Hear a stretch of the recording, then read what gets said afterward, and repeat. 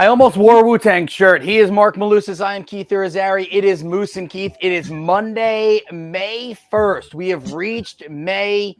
Your hair still looks glorious. It Thank does. you. I know you're playing Derby with it right week now. as well. Saturday's Derby week. Derby. We're going to get somebody on, I think, from Churchill Downs later on in the week. I would hope so. And this is listen, we got a lot of stuff to get into, but this is a week where you need to teach me. I am the absolute novice when it comes to horse racing. Okay. Yeah. I've gambled on it just a touch, basically, when someone has said, "Hey, just bet that," and I do. But I want this to be a week of learning for me. All right? I got you. We'll get into it. I'll try and teach you as best I can. I don't know if I'm a great teacher. Just ask the students at Iona. I think you're amazing. I think you're absolutely amazing. Hey, I got a question for you. Yeah. I got a question for you. In the grand scheme of, and I won't use the word failure, by the way, because Giannis told me I cannot, okay? In falling shorts, because we're going to talk about the Warriors and the Heat, and we're going to talk NBA. The Bruins losing to the Panthers in 7 games when they were up 3-1, when they broke records all season long in hockey, and never were really even challenged. And maybe that's the problem with the Bruins. And I know you want to break down the game as well. When you think about where that fits with the ultimate falling short teams, you've got the 116-win Seattle Mariners, right? In 2001. They won a series, though, then lost to the Yankees in the ALCS. You got the 73-win Golden State Warriors, who got to the finals and then lost, and also lost a 3-1 series lead. First team to ever do that in the NBA Finals. And then you got the undefeated Patriots losing to the Giants in the Super Bowl. And I'm not sure if I'm missing anybody, and we can even put this out as a poll, guys, if you guys want to put this out as a poll on social media. Where do you think this ranks with those 3? It's it's near the top. I mean, I don't think if I'm going to look at it, I would put the Patriots as the biggest failure because of just the style and fashion in which it looked during the regular season. The Warriors, and that was the NBA Finals with the kick by Draymond Green to LeBron. If he doesn't kick LeBron in the junk, he doesn't get suspended, and the Warriors probably win that NBA title. But yeah, I mean, for sure, because you had all those debates raging on during the course of the regular season, about that Warrior team against Michael's Chicago Bulls team that won 72 games. Well, Michael's team is obviously better because they capped it off and they won the championship, right? After going 72-10 during the course of the regular season. The Mariners were an interesting one, because I don't know if anyone necessarily looked at Seattle, when they took on the Yankees. There were a lot of people harkening back, 22 years ago now, that liked the Yankees in that series. Didn't necessarily think it would just go 5 games, but the chance at the old Yankee Stadium of overrated from the upper deck as they were serenading the Seattle Mariners as the Yankees won that series in 5 games. And you also got to remember, I mean, it was a very, very emotional time in New York City after everything that went through and after what we all went through as a nation when we were attacked on 9/11. So Seattle, I don't necessarily put them up there. I think the Boston Bruins, I mean, it's a failure. I mean, people can couch it every way they want. Let's just call it like it is. I mean, the Bruins failed. I mean, it's a massive disaster. As good as they had 135 points in the regular season, they won 65 games during the course of the regular season. They had only lost, 7 games, I believe, at home, 4 in regulation, 3 in overtime during the course of regular season. They lost 3 home games to the Florida Panthers in a 7-game series. They blow a 3-1 series lead. They blow a lead in game 6 on the road. They blow a lead in game 7 at home with under a minute about a tad over 59 seconds, 59 seconds to go in regulation, Keith. And they had trouble clearing the zone. Bergeron's playing with a herniated disc, as he admitted after the game.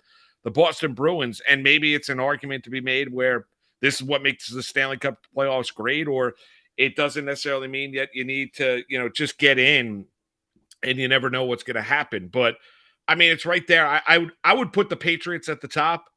And then I'd put the Patriots at the top, and I'd put the Boston Bruins right below it, and then I'd put the Golden State Warriors, and I would take Seattle. I mean, if you're going to ask me for those four, those are the four that I would go through, and that's how I'd rank those four. I don't think anything tops New England in '07, where after going through the season undefeated, and they were taking on water toward the tail end, and Brady was playing with a foot injury, and they weren't nearly as dominant at the end of the season as they were during the course of the regular season. But there were games that year in which they embarrassed Joe Gibbs in Washington up in New England. I was up there. I went with my buddy Ray Martell, who now handles Met broadcast. Love Ray. Ray's a great dude. And drove up there after an overnight, slept in the car, went to his parents' house, had a little breakfast, drove out to the game, and we basically left in the third quarter because there was nothing to watch. I mean, the game was over. I mean, it was an absolute destruction. Drove back, and I think that was the night that Alex Rodriguez was it? No, that night. I think the Yankees were taking on somebody in a playoff series. I forget who it was, but anyway, that's besides the point. New England that year, you thought they were going to be. That's one where it's going to haunt Belichick. It's going to haunt Brady. It's going to haunt everybody that was on that Patriot team that they were not able to finish the deal in Glendale, Arizona, and become the second team in NFL history to go undefeated. That to me tops them all. That Patriot loss in Glendale, Arizona to the Giants. So I love your breakdown there. And I went back and forth because for me, it was between the Patriots and the Bruins. And the only thing that ended up being the differentiator for me is that the Patriots got to a Super Bowl. The Bruins lost in the first round. But then the other part of it was that in hockey, it's a 7-game series. The best team should win when it's 7 games. Like the Patriots, it was 1 game against the Giants. Right. If we had a 7-game series against the Giants, I still kind of think that the Patriots would have found a way to win that series, quote unquote, right? I think the Patriots were the better football team. The Giants had the better game plan that day and played a better game that day. The Boston Bruins ran through everybody during this regular season, breaking all types of records. I mean, I know sitting at the desk at NHL Network and doing NHL Tonight, like just discussing things with people saying how this was almost a foregone conclusion for them to at least just get to the Stanley Cup final. And anything can happen once you get there against whoever comes out of the West. But they were so much better than everybody else. But then the goaltending became an issue. Age started showing. And it's going to start leading us to this. Maybe winning a President's Trophy, the curse thing, whatever, I think it's a fun, cute thing to do. But maybe going all out during a regular season is not the right move in the NHL and maybe in other leagues too, but in the NHL, because it's been now 10 years since a team has even gotten to the conference finals when winning the President's Trophy. And when you win the President's Trophy, it usually means you made it through a regular season pretty darn healthy, and you probably played your guys a lot of minutes. Whereas some of these other teams, like a Florida Panthers, had a lot of injuries all year. They were supposed to be pretty good this year. They won the President's Trophy last year. So it was almost like they had a so-so regular season, and now they're clicking at the right time in the postseason. I think I might go Bruins as the bigger failure. Yeah, and I get in and listen, Deutsch in our chat session saying Pat's not as bad. It's only 1 loss. Anything can happen in one game. Similar thing that you just had mentioned and echoing your sentiments, Keith. And yeah, I get. I'm just looking at the historical aspect of it. And yeah, I mean people might look at the point total and say, well, it's different than it was years gone by in terms of overtime, losses. You can earn a point once you get to overtime. It's distinctly different. You're right. We're going to the shootouts, everything that you've seen here in the National Hockey League adjustment to have games a little bit better pace of play and games that they don't drag on into the night. Right. So, you go 3-on-3 hockey, then you go to a shootout and all of these things. So, the Boston Bruins, maybe there is an argument. I think there might be that a team should not maybe squeeze the lemon, so to speak, during the regular season. It's a disaster, like anyway, and for Boston as they do, because Krejci might be gone. This might be it for Patrice Bergeron, their longtime captain. He's gonna have his number retired one day up into the rafters of their arena up there in Beantown. But he came back on a 1-year deal to try and win a Stanley Cup for the first time since 2011. The Boston Bruins had what was this kind of unbelievable movie-like regular season, and you thought they were going to at least cap it off by getting through the Eastern Conference and getting themselves to the Stanley Cup final. I made the prediction. I thought it was going to be Bruins and Oilers in the Cup final. I didn't think anybody else outside Boston was going to get through the Eastern Conference, and we're going to have that. There's no other way to cut it. They can't lose to Florida. Like, the Florida Panthers, as good as Kachuk is, they dominated 5-on-5 play action. They really did. You can get into the goaltending, Olmark and Swayman, and the decision to go to Swayman in Game 7. Their head coach is a guy that stepped in last year after the stunning firing of their longtime coach in Cassidy. They had this historically great regular season that nobody's going to remember because in the end, you lost. In the end, people aren't going to harken back to a December, January, February, or March regular season game. They're going to know, well, that regular season was great, but guys, we didn't finish the deal. We didn't accomplish our goal. Our goal was not to have 135 points and 65 wins and win the President's Trophy. Our goal was to win a Stanley Cup. Nobody marches around and tells you how many President's Trophies that you've won for regular season success. They tell you how many Stanley Cups you've won. How many times is your name on that cup? How many times have you hoisted that cup above your head? You walk into buildings. The thing that they show are the Stanley Cup championships, not the President's trophies. Nobody cares. So, that's it for the Boston Bruins. That's why you have because we're stunned. You and I when they went up 3-1 in this series, I thought the series was over. I didn't think that it would get down to a Game 5, Game 6. They rallied back last night from 2-0 down, take a 3-2 lead, and still can't hold on to that lead late. Moose, I was sitting there Wednesday night at CBS when we had tops and it was finishing up, and that game was looking like it was going to go to overtime. And the woman who runs our social media, this woman Caroline, supremely smart when it comes to sports, right? She used to work for the Buffalo Bills, big sports fan, knows a little bit about every single sport. We have a Boston Bruin fan that's one of our showrunners that's in the room, and her name is Shannon. And she's like, the Bruins will figure this out. They're fine, right? And Caroline goes, Panthers going to win this series. We all turn around and like, what are you talking about? And she goes, just look at the way the Bruins are getting knocked around on the ice. The Panthers are going to win this series. And then the Panthers win this series. I give credit to Steve Conroy too, NHL Network. He told us that the Bruins were, when it was 1-1, he said the Bruins are in trouble. This is not a recipe for success. I don't think he's allowed, but somebody that he knows. I hope you bet. I hope someone did. Oh my! Did they think they were in trouble when they were down 3-1? They were up. Well, I didn't talk to him afterwards, but he said when it was 1-1, Conroy sat on our desk and said the Bruins are in trouble. They can lose the series. That's a great call. It just is. I'm wake stunned. Up this morning. I'm still surprised that the Boston Bruins did not win the series against the Florida Panthers. Yeah, it's an epic failure. Let's not get into the conversation of what's a failure, what's not a failure, what's on the road to success. This is not a young team building towards something.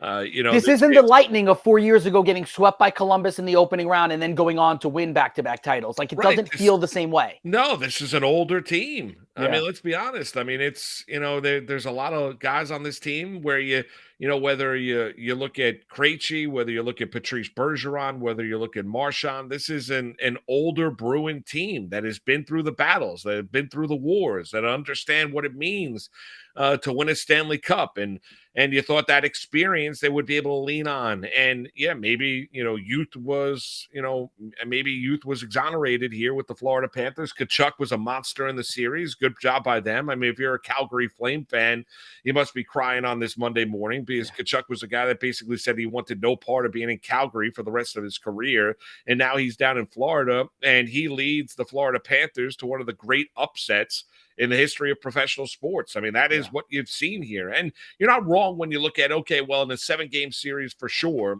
you think the cream is going to rise to the top, and you think that the better team ultimately is going to win. There was a 43-point differentiation between these two teams in the regular season. It was a night and day difference when you look at consistency, brilliance, all of that. To go along with, the overall depth of lines. I mean, even the moves that the Boston Bruins made at the NHL trade deadline to add defensemen to this team as well, and making that trade with Washington. Like you just said to yourself, all right, well, this team is utterly and completely complete. The Bruins can win in a lot of different ways. They can be physical. They can go up and down the ice with you. They can win a low-scoring game. If they need to get defensive, they could. It was amazing when you watch it, and in the end, that they didn't get the job done, and it's going to haunt them for a long, long time until they win the Stanley Cup again. I mean, this is going to be one that haunts the Boston Bruins. But think about like how much success the city of Boston has had over the years, whether it be the Red Sox coming back from 3-0 down on the Yankees, the titles after that by Theo and the Red Sox, whether it be what we've seen here from the Bruins, what you've seen here with Doc and the Celtics and the original Big Three. We ran through that list of failures, and two of the four are New England sports teams. One being the New England Patriots, and the other one being, I mean, you could even throw into the fact that the New England Patriots lost the Super Bowl to a backup quarterback in Nick Foles and fell for the Philly special. I mean, that the Arizaris celebrated that night, and Eagle fans celebrated that night because it was an unbelievable story for Doug Peterson, but that is an epic loss. Now, you might say, well, they made up for that because they came back from 28-3 down against the Atlanta Falcons, for sure, right? I mean, that is an unbelievable win, and that's one of the all-time choke jobs by the Atlanta Falcons in the history of the Super Bowl, one that I don't think anyone will ever top for what Atlanta did on that night in that Super Bowl. But still, they've had a lot of success, the city of Boston, but they've also had some massive failures as well. Well, all you Boston fans out there, I have your back just for this one thing. In order to have failures, you have to be considered one of the top tier, organizations, teams, whatever it is. So lucky for all you Boston fans, if you go back to, basically, if you take us back to 2001, you're like title town. I mean, Boston has been fantastic if you go through the last, 22, 23, 24 years. Well, but now, and now think about this, though. The Stanley Cup playoffs, we got another Game 7. It's wide open now. That momentarily. But you look at the Stanley Cup playoffs on a Sunday night in which you had a pair of Game 7s. The defending Stanley Cup champs got knocked out by the Seattle Kraken. Yep. And the Boston Bruins got knocked out by the Florida Panthers. Yeah. And Boston and Colorado, two of the teams that I think if you looked at most handicappers said, well, those are two of those that they would favor of making a run and getting themselves to a Stanley Cup final. Both of them are out in the opening round to Seattle and Florida, no less. Yeah. I mean, it's wide open now. It's wide open. The East is wide open. I mean, I think the Western Conference, I think, a lot of people are going to be rooting for the Edmonton Oilers and Connor McDavid and their power play, which is just utterly ridiculous. And Leon Draisaitl. But that was a dogfight for them to get out of the first Los round. Angeles Kings. But Sharapan warned us before the series started, said, look out for LA. The Kings are going to be a team that's going to be a pain in the rear end for the Edmonton Oilers. But we get another Game 7 tonight down in Jersey between the Devils and the Rangers. And now that game, takes on even more meaning. Because if you look at the winner of the Devils and Rangers tonight, take on an absolutely ravaged by injury Carolina team in the next round, and then potentially you're taking on either Florida or Toronto in the Eastern Conference final. Like, think about that for a second. If whoever skates out of that building tonight with a win, and I'm a Ranger fan, that I've talked about it all the time. A little bit nervous that both road teams won yesterday. I mean, are all three road teams really going to win Game 7s? Yeah, you'll be there tonight. Right? What's that? And you'll be there tonight. I'll be there tonight covering it for picks. So I'm leaving here about 1:00 this afternoon, driving down there. Good. Yeah. Hopefully you're the good. A little nervous. Listen, hey, Rangers won at the Rock when the Malusis family was in attendance. No, that's for sure. So let's go 2-0, Malusai. But you know this. Like, do you really think? I mean, all three road teams are going to win? I'm not so sure. I mean, can the Devils play as poorly as they did in Game 6? I mean, it's going to be an unbelievable game. I mean, listen. I think the Rangers can win the game. I'm not necessarily guaranteeing that the Rangers are going to win tonight. I think it's anybody's game. I wouldn't be surprised if this is a game that ends up going to overtime and gets decided there. That would be. I'd be down for that. Shout out Mr. Scampers. First time we've seen you in the chat. Good morning, y'all, and go Panthers. Yes, congratulations to your Florida Panthers, man. Tell you, Panthers made me a little bit of money last year when I picked them to be the President's Trophy winner last year. I did not pick them to win this series. Wish I had. Wish I had.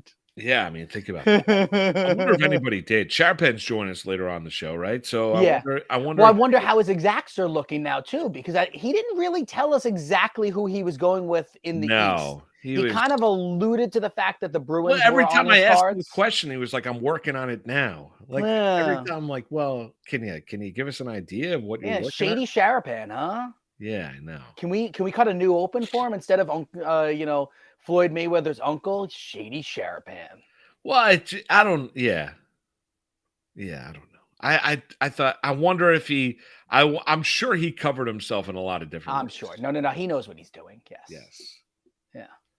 So we got the Stanley Cup playoffs get us going. We'll get into a little bit of the NBA. We'll touch upon the Knicks and Heat game 1 yesterday. Obviously, the game 7 between the Kings and the Warriors, and a historically great performance by Steph Curry. By the way, I think he just took another shot as he kept on just shooting and shooting and shooting. Hey, shooters going to shoot. I understand. But, I mean, like, people falling over themselves. He scored 50 points. He took 38 shots. I mean, he did score 50 points on 25 shots. It was not economical, no. I mean, like, he took 38 shots. You're Steph Curry. And then I have to hear about his age while he's 35. I understand that. But it's not like he's Kareem down low getting bodied up, possession in, possession out. Yeah, the other thing about this whole top 10, I just like the Steph love yesterday after the game was just a little much. Listen, I thought it was uber exciting, and I was all in on it. The one fascinating part that waking up today to all these TV shows and radio shows talking about, and I can't remember who said it. Someone was like, Steph Curry is now in the top 10 all time based off of that. Okay. Who gives a damn? One, that's exactly my sentiment. And two, if that really is true and you're one of these basketball historians that have to always come up with your top 10 list, tell me who he kicks out. Yeah, that's always the question. Like, is there anything worse than just lists? Yes. All right. Hey, guys, here we go. I think Michael Jordan, number 1, LeBron, 2. If this player does this, he's going to crack my top 5 of all time. Well, great. What does that do for me? That does nothing. I could care less about your dopey list. Yeah, we should start. I just do. Like, I don't care. Like, I understand we get into the talk about greatest of all time, LeBron and Michael Jordan, and that argument has been. But it feels like, don't we just go in a circle with it? Also, it just like I feel like I could sway you on certain LeBron things, and I feel like you could sway me on certain Michael Jordan things. Sure. Like. It depends on the day. Like, I understand. Like, Steph scored 50 points yesterday. He took 38 shots. But it still was 50 points. And I still think it was impressive. 38 times. It still was impressive. It's still something that's never been done. Wait, hold on a second. When Kobe scored 86, how many shots did he take? 81. He scored 86, right? No, it was 81 points. 81. Okay. How many shots did he take? I'm going to guess it was a lot. But he also took a lot of free throws in that game, too. Okay, so Steph scored 50. Yep. Right? On how many shots? 38. Okay. All right. I'm going to say Kobe in his 81-point game, probably 37 shots.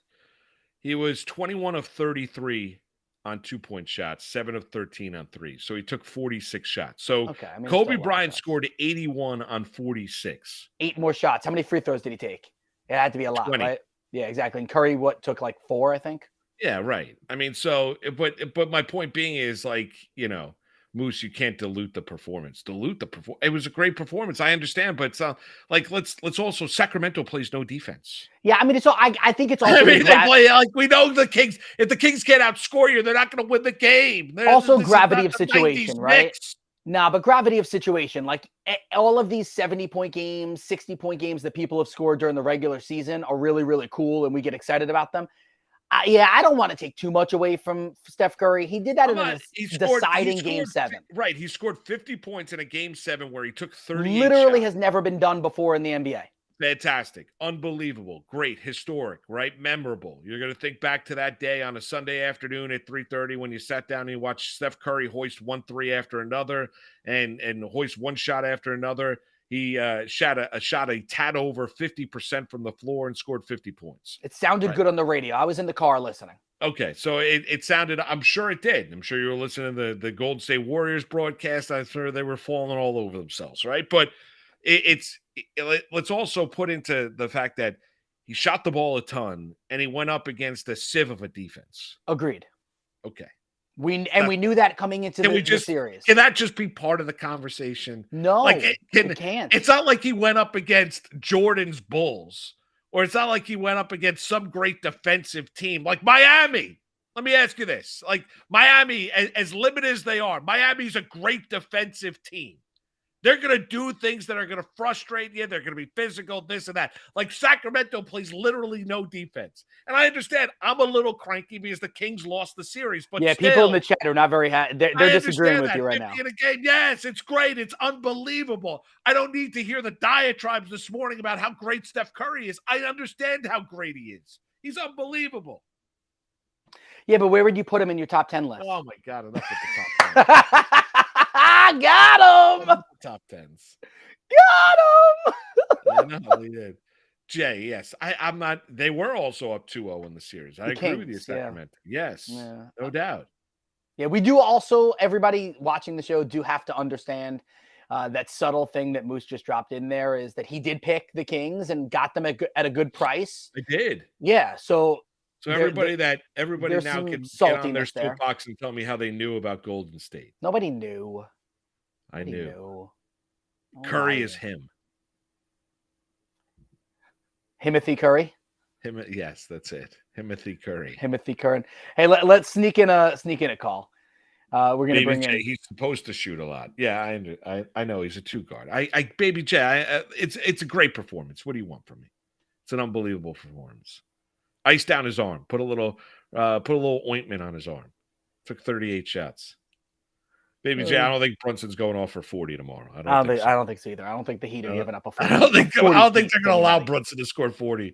I don't think that's happening, Baby J. But good, positive thoughts after the Knicks laid an absolute egg yesterday afternoon. Yes, Nick Durst, what do you got, buddy? Hey, goal. Another Chris Carter goal. Game 7 tonight. Moose in the building at the Rock. Doesn't get any bigger than this. I know Moose is going to be hopefully bringing some good luck to the Rangers, much like Aaron Rodgers, but it could go either way. So very worried about this game. Well, what's your prediction?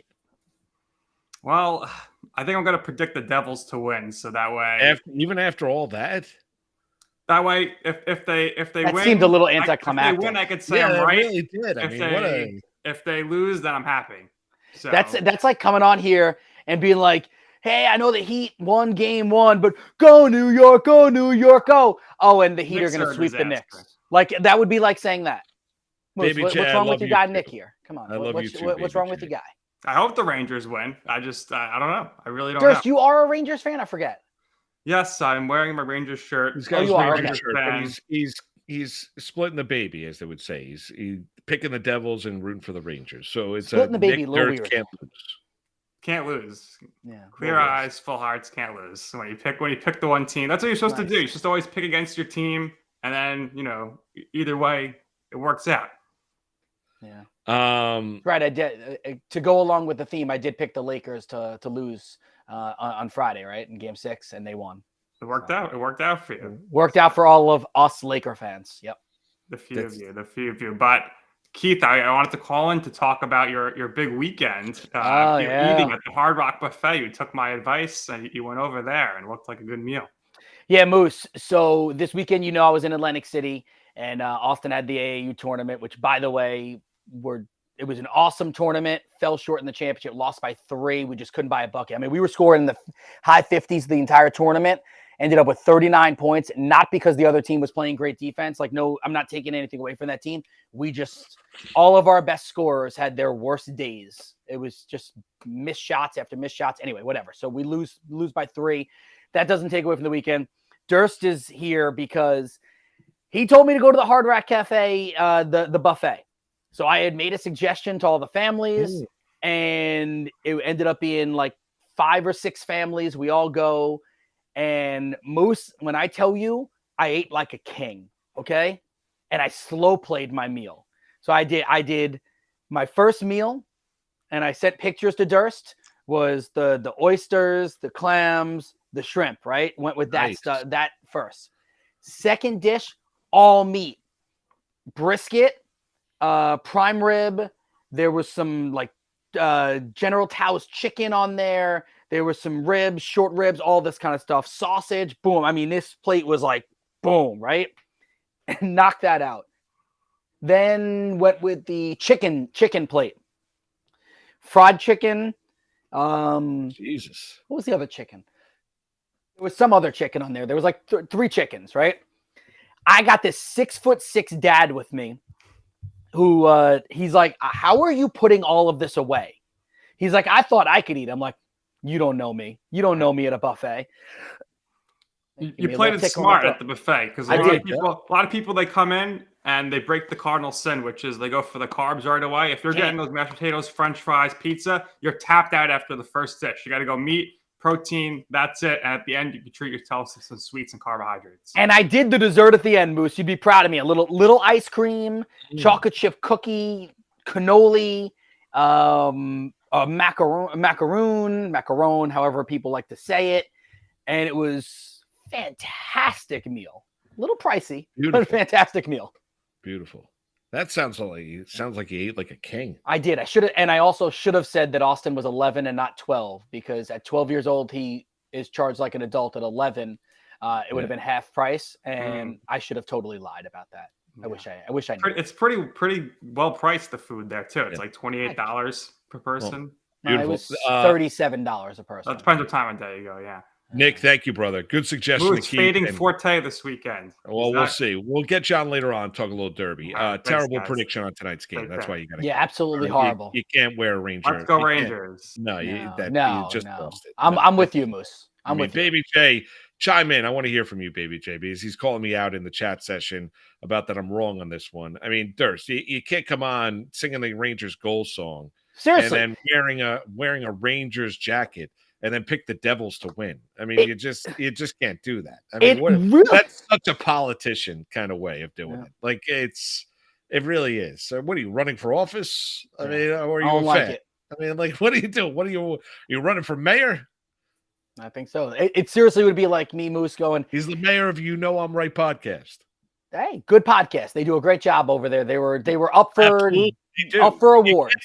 You can't do that. Like you just not on the day of a game 7. No. You can't call up and you can't start the conversation off singing the Rangers goal song and then pick the Devils to win.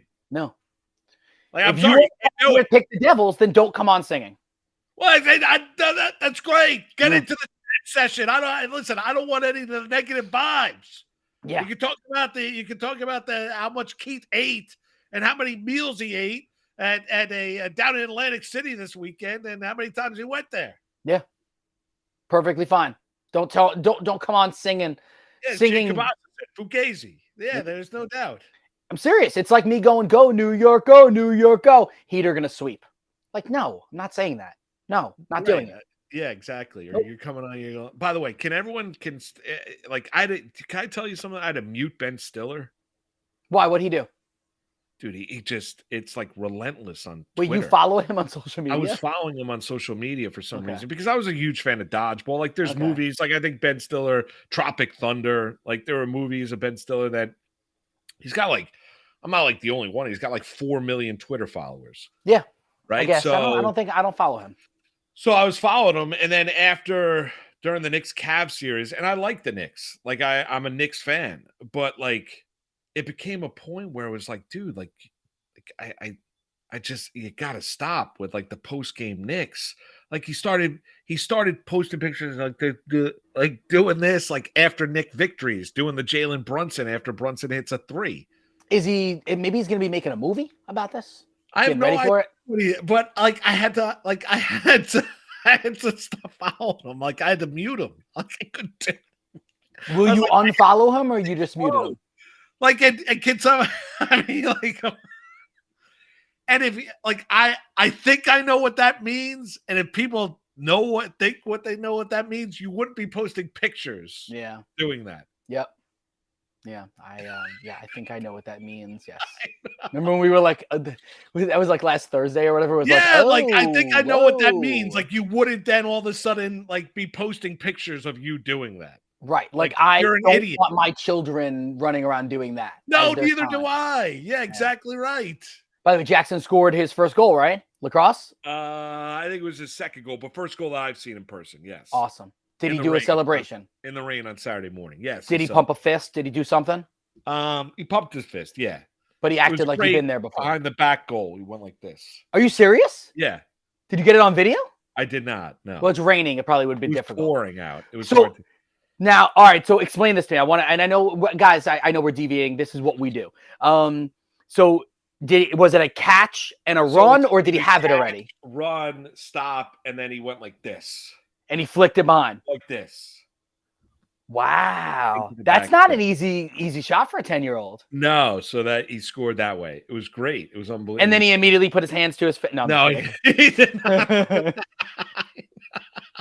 And you were like, "No, don't do that." Dude, it was it was pouring. Like Yeah, I loved being on a basketball court instead of out there in the rain. Right. It was just like I came home, like I stood in the rain for an hour and a half watching a lacrosse game. It was fun. Like, your kids are playing, Yeah. it's fun. But got into the car, was just drenched from head to toe. It wasn't freezing, at least, right? No, it was cold. Yeah. But Like, it was Donna still called cold. me and asked me how I was doing. And I talked to her for like 30 seconds. I was like, Donna, my hands are like freezing. Yeah. Like I have to put my hands in my pockets. Like Yeah. I can't talk on the phone. We'll discuss when we get home. Yeah, I know. Jody was on the soccer field with Alex in the rain, and I'm in a air-conditioned, big, huge convention center for basketball. Yeah. I think I won that one. I think you won that one. Plus, you're going in and you're eating like prime rib and fried chicken and everything, and you're going to a buffet that We had a really good weekend. Really nice group of parents. good. First That's time that great. we've all gotten a chance to like travel for real with each other. Yeah. And the boys got, we gave them a little freedom to run around, like all the 6th grade boys have cell phones and you can track I know exactly where they are all the time. Like you can track their phones. So yeah, it was good. Really, really fun time. It's just, such a shame that we fell a little short. We'll talk a little Knicks Heat. We'll do that next. Talk about fall it's short. It's all part of the process. There's Exactly. no failures in sports. No failure. As Giannis told us. Yes. Although I can tell you that Coach Nico and Coach Ant are going to have these boys running a lot tomorrow. Tropic Thunder is a classic movie. Like I said, that's why I followed Ben Stiller. Yeah. Tropic Thunder. Dodgeball was another one. What was his name in Dodgeball? White Goodman. White Yes. Goodman. Yeah. White Goodman. Do you know they're making a Dodgeball too? Are they really? Yes. Is it going to be the same people? I think the executive producer is not Stiller, the other, what's his name? His name's slipping my mind. The actor, the comedian. He was great. The tall guy. He's great. Vince Vaughn. Vince Vaughn. Thank you. Okay. Vince Vaughn's going to be the executive producer. So then, 20 years after the original. I'm sure it's going to be a dumpster fire, but I'll watch. I thought Anchorman 2 was one of the worst sequels I've ever seen in my life. Terrible. Like unwatchable. Like, yeah, Anchorman 2 was terrible. Yeah. Like and Anchorman 1 was a cult classic. Anchorman 1 was unbelievable. Anchorman 1 was great. Sex Panther. Yep. But that's what scares me about White Man Can't Jump. This new remake is that the trailer looks funny. It does. Yeah. But it's a straight to Hulu. I'm not I don't know. 60% of the time it works, works every all the time. time. Yeah. That literally makes no sense. We'll talk a little Knicks Heat. We'll do that next. It's Moose and Keith with you on a busy Monday. Sharapan joins us a little bit later on in the program. A little association. We hit playoff basketball. Do that next right here on Better Sports Network. Moose and Keith. Weekdays at 10 a.m. Eastern. The word genius is there. Bob Glover, it describes him. Bob, so when's the last time that Twitter defeated you? Because I've been defeated by Twitter today. I'll tell you how Twitter defeated me one time. I had the mistaken impression that the year that Troy Polamalu won the Defensive Player of the Year, it looked like it was going to go to Clay Matthews Jr. and I tweeted it. And there was a guy on the media bus. He was like, "Oh yeah, he's got it. A guy I trust."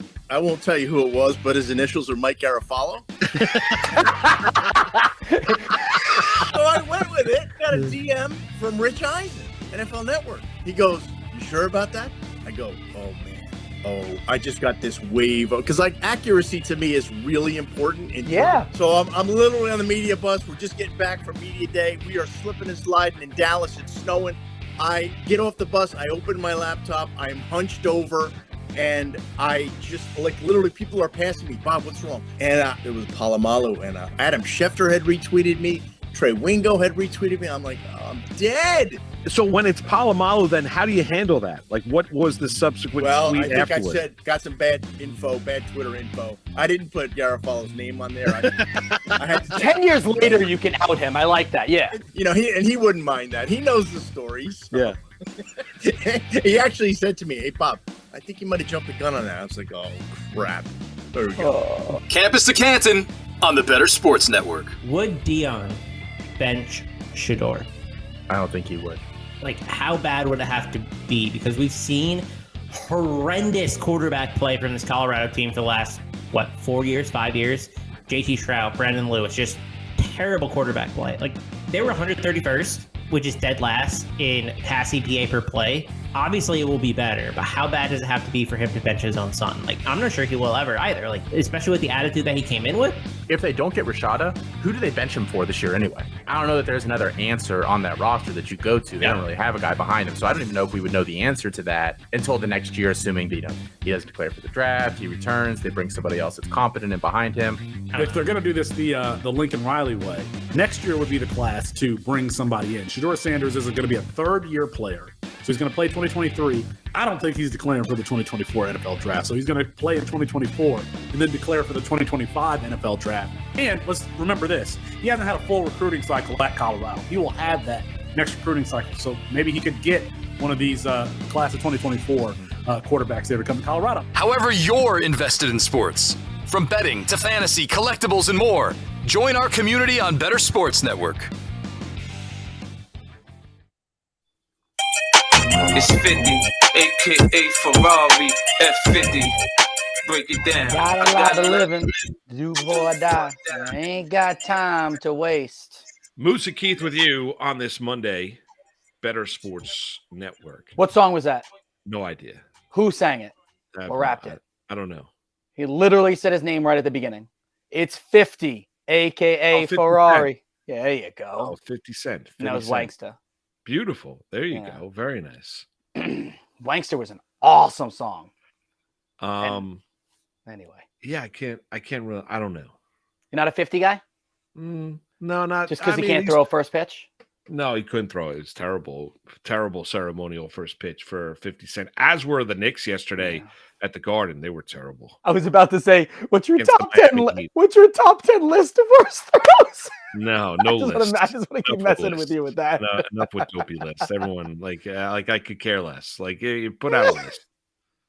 Everyone's got lists. I want everyone in our chat to put out lists and tag Moose lists, on social media. Like lists. I love the books that have lists. Here are the top 10 moments in New York. Here are the top 10 moments in LA. Top 10 moments in this and that. Yep. Everyone's got lists. Here are the top 10 NBA players of all time. Here's the top 10 football players, top 10 quarterbacks of all time. I mean, everyone's got a list. Yep. Everyone's got top 10 lists. Moments of all time. Steph Curry is now the greatest point guard of all time after his performance yesterday. The performance was great. I'm not doubting that, denying that. It was unbelievable. Unfortunately, the game stunk. I mean, it does set up for history, though, right? Yeah, because we're going to get LeBron. We're going to get LeBron versus Curry. You have no idea how many more times you have a chance to see this. No doubt. Yeah, I mean, the NBA offices, they're high-fiving one another. The secret handshake is on this morning. Yeah, whatever. Yeah, the Kings were fun. Warriors versus Lakers is better. Is that the one? That's the handshake? It's like an explosion. That's what you were doing here. Explosion. Yeah, here we go. Ready? Ready? Yeah, 3, 2, 1. I don't know what's going on here. Yeah, the execs are very happy. We got it. This is what we wanted. Yeah. It's Curry and LeBron. It's it. I mean, this is amazing. Oh my God, we've One got it. guy's old, the other guy's We old. got it I don't know. again. Yeah. We could go back to the kick by Draymond when LeBron was a Cavalier. We could, Steph Curry, a historic performance, this and that. They finally won some games on the road, Game 5 and Game 7, after a dismal performance at home against Game 6. And listen, Sacramento, I mean, that's a terrible loss. There's no other way to cut it. And Sabonis getting tossed around like a rag doll after during this series, getting out rebounded.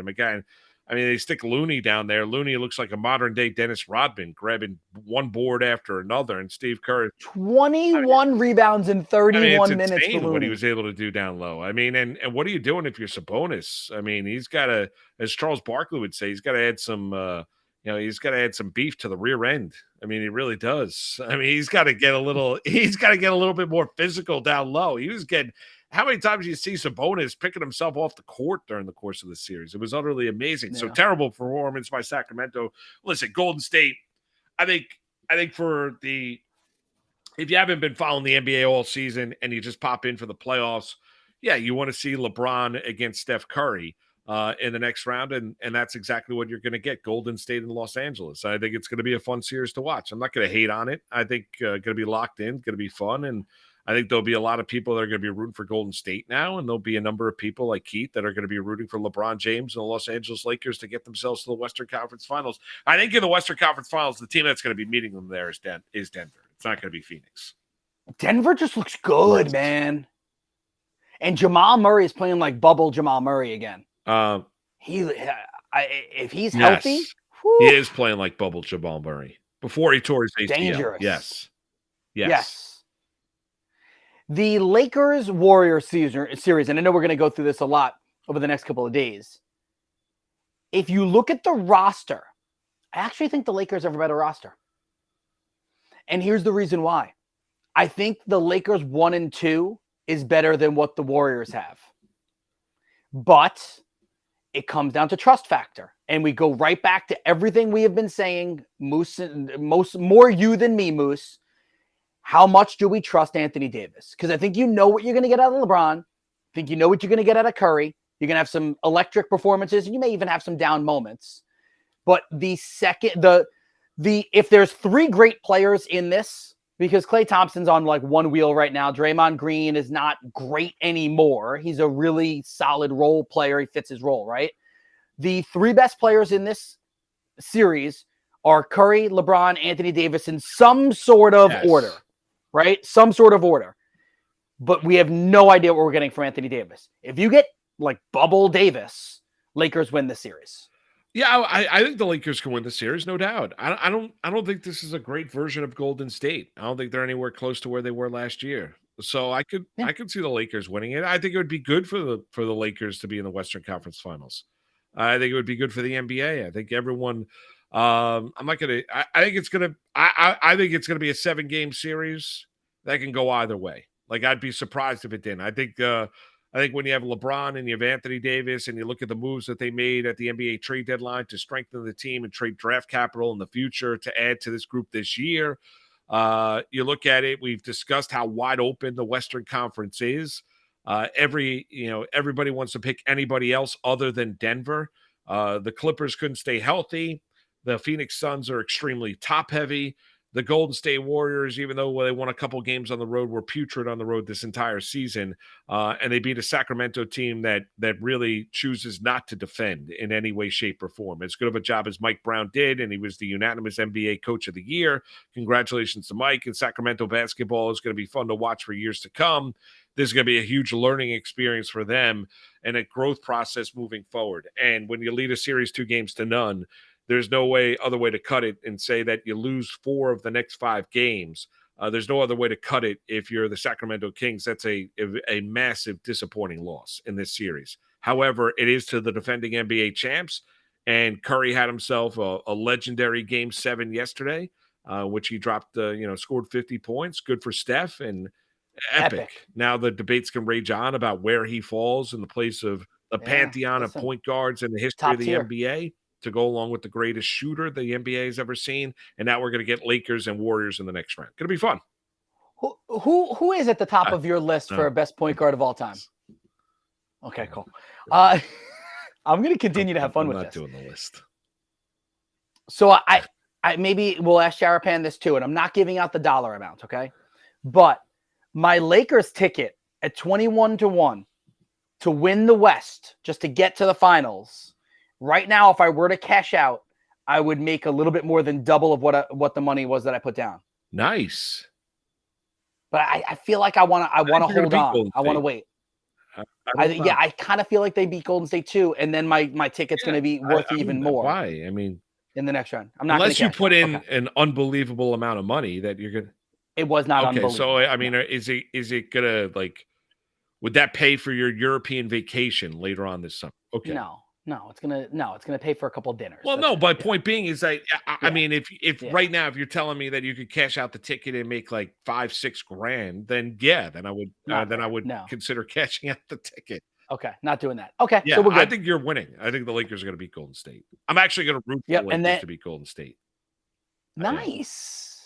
I'm gonna hop come on over to my Lakers, right? Train. Well, because I just my LA Lakers, Golden State. You know, the after the game, then Draymond Green telling me about Sabonis. He doesn't respect him anymore because he didn't shake hands. Sabonis got to shake hands, but like now Draymond Green is. All these Draymond guys Green's don't be the shake sheriff hands. They're of how all to like handle that. yourself as a professional athlete in the NBA. I mean, I guarantee we can find a video where Draymond Green walked off the court and didn't shake hands. Stop it. Stop it. They all do this. They all do it. It happens all the time. The handshake at the end of a series, like I know that's a hockey thing. I don't care for it either. I don't care. It doesn't matter to me. I don't have to shake your hand because you just beat me. If I'm in a bad mood because you beat me and I want to walk off, it doesn't even mean that I'm a poor sport. It just means like I don't have to shake your hand because you beat me. I don't. No. I can walk off. It's I think it's the classy gesture. I listen. There's, but I don't have. You don't have to necessarily whatever. do it. The one thing you can never do is do what Detroit did, was walk off the court. That was bad. Like, yes, you can't do that. Yeah. And LeBron did it once too, that I didn't like it. I don't remember which series it was. LeBron walked off once. Jordan did it once also that I remember. Kobe did it once also where he walked off. Like all the stars have done it at some point. Now Sabonis, not really a star, but like they all do it. Just stop. You know who usually doesn't do it? The role players, because they want to be on TV more. Yo, we won, or yo, we lost, but I'm here. Don't forget, I was in this game. I was at the series, waving at cameras and stuff like that. About that. They're going to get a ton of hot takes, and Sabonis is going to get dragged today because he didn't shake hands after the game. And whatever. Sacramento. How about Draymond? You stop hitting people in the nether regions. Stop doing and acting like that and getting suspended in series. Don't step on people's that's exactly chests. right. So you've got the Warriors marching on to take on the Lakers. How about the Knicks? Game 1 yesterday, Madison Square Garden. Joked around about that I can't take Ben Stiller on social media anymore, but still, the Knicks laid an absolute egg. First and foremost, they should have led the game by more than 5 points at the half after how well they played in the first half and how dominant. Were they up by 12 after the first quarter? Or I thought it was 8. What was it? I thought it was 8 after the opening quarter. I could be wrong. I thought it was. And then they were outscored by 18 through the final 3 quarters. Yeah, they were outscored by 11, 31-20 in the third. Okay. And they trailed, and they were outscored by 31-20 in the third. They led by 5 at the half. But they played too well. I mean, at one point in time, they had a 12, 13-point lead in that opening quarter in that first half. And give Miami credit. We'll find out what the health is of Jimmy Butler and that ankle here moving forward for game 2 and whether or not he's available tomorrow night at Madison Square Garden. But Heat are going to be a pain in the rear end. They just are. I don't think Butler plays tomorrow. You might be right. I mean, because you took one in MSG. So you already did something that you came to do, right? Get your one, give Jimmy, because game 3 is Friday in Miami. Yes. Is that right? So that would mean that he would have had Jimmy Butler. Game was over, like 4:00 yesterday, and will be played Friday at like 7:00. So you're getting all day Monday, all day Tuesday, all day Wednesday, all day Thursday, and most of Friday. So you're essentially getting 5 full days of the ability to recoup your ankle and get better. Yeah, I mean, I think that could be worth it. I think you might be right. I think Butler might not play tomorrow night. I mean, that's fair. If What's the line reports are tomorrow true night? that, that it was the size of an ankle. Here's the one thing about the Knicks. I mean, how do you not attack Jimmy Butler? He was a decoy on the court the final 5 minutes of the game, final 4.5 minutes of Oh the yeah, there you game. go. He was standing in the left corner offensively, or in the corner there as just a decoy. Wasn't really moving, wasn't really doing all that much. The Knicks offensively didn't attack him. How do you not attack Jimmy Butler? Yeah. He could barely move. Yeah. And I mean, how do you not attack him if you're the Knicks? I mean, it's just game 3 is Saturday, not Friday. So you're playing. Oh, so now you can do So 6 yeah, days. now basically. you can, and I think you're probably right. I think he probably doesn't play tomorrow night unless he's some And the book clearly thinks that too, because the Knicks are 7-point unless favorites he's tomorrow. some kind of miraculous healer. Yeah, I would imagine that Jimmy Butler's probably. I think that's a good take, Keith. I don't think he's going to give it a go tomorrow night. But if Butler is say at 85% come game 3, Miami can easily win this series. I mean, they just can. Yes. Even though their starting 5 is not as talented as the Knicks starting 5, with the guys like Tyler Hero being out and no Victor Oladipo, and it's Butler. I mean, can Miami expect Gabe Vincent to do that again? Because if Gabe Vincent turns into a star of this series, Knicks are going to lose the series. Well, like, I don't even think that's a hot giving you take, double-digit points off the bench. I mean, Kyle Lowry was the Yeah. best Villanova player on the court yesterday afternoon. He was better than Jalen Brunson. Yeah. He was better than Josh Hart. He was the best former Villanova player on the Mhm. court. He was absolutely great. But Miami's smart. They're physical. They're tough. They're well coached. Like, there's no coaching advantage here. I would actually say you can make the argument that Spoelstra is a better coach than Tom Thibodeau.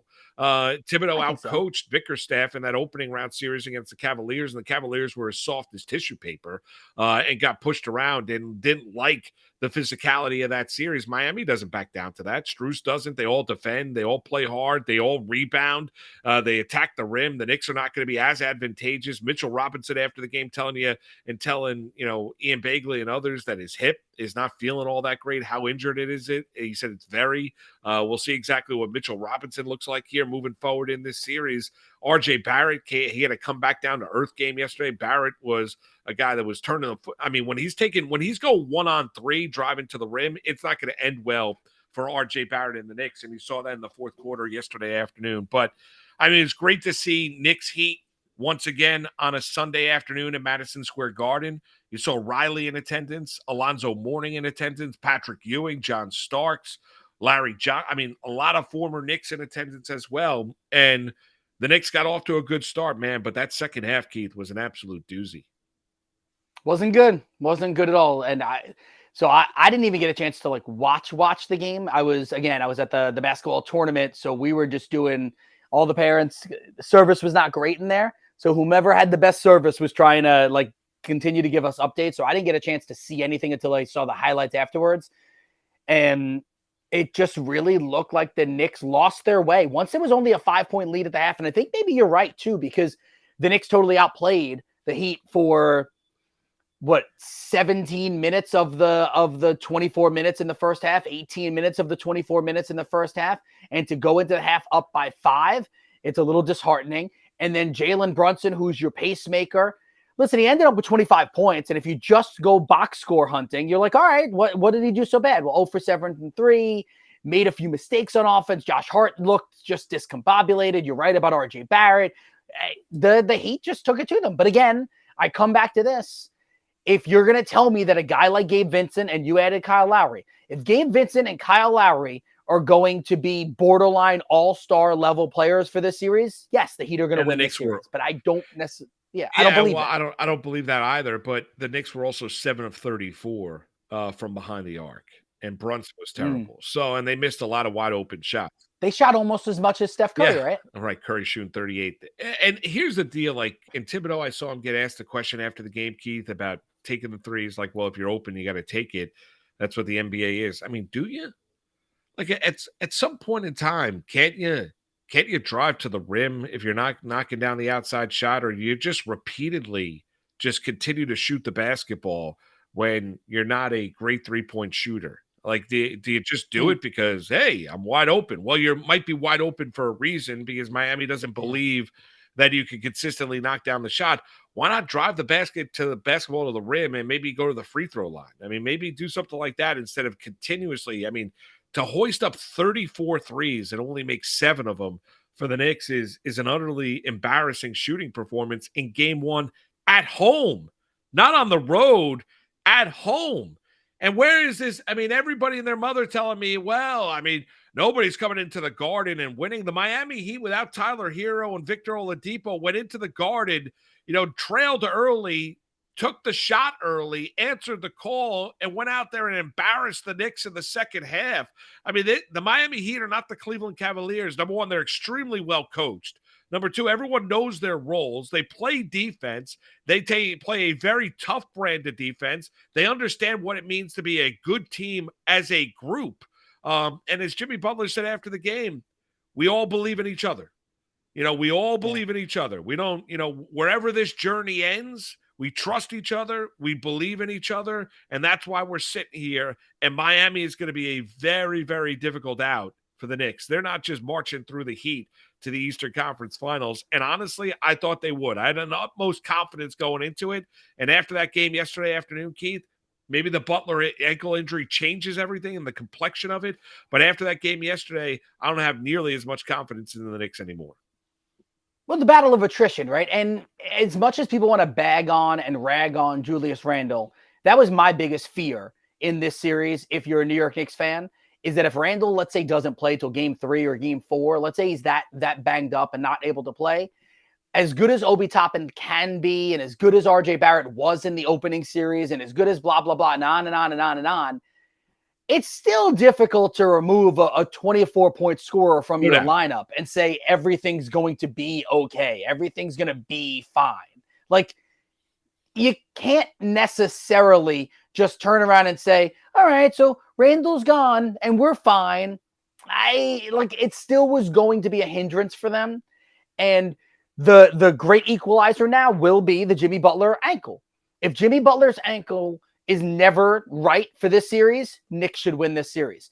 If Jimmy Butler is fine by next Saturday, I don't know, and it's 1-1 going back to Miami, I'm a little worried. If you're here's the deal also, from a Knick perspective, if Randall went through the pregame stuff yesterday, didn't get medically cleared, he sat out the game. If I were the Knicks, I think I can win the game tomorrow without Randall on the court. Like, I don't know if I'm agreed. I'm waiting till Saturday for him. Saturday, game 3 on the road, the return of Butler, then the return of Julius Randle. I'll give him even more time because, as you've seen, and I've not gone through this, but you hear it from former professional athletes.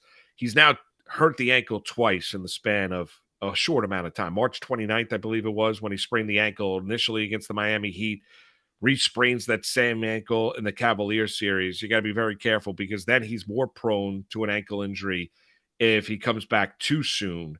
That's the last thing you want to see here for Julius Randle. So I would not even push it tomorrow night. If Jimmy Butler's not going to play, and if the Knicks lose tomorrow night without Jimmy Butler on the court for the Miami Heat, I mean, then the series, it's over. I mean, good night, the lights. It's over.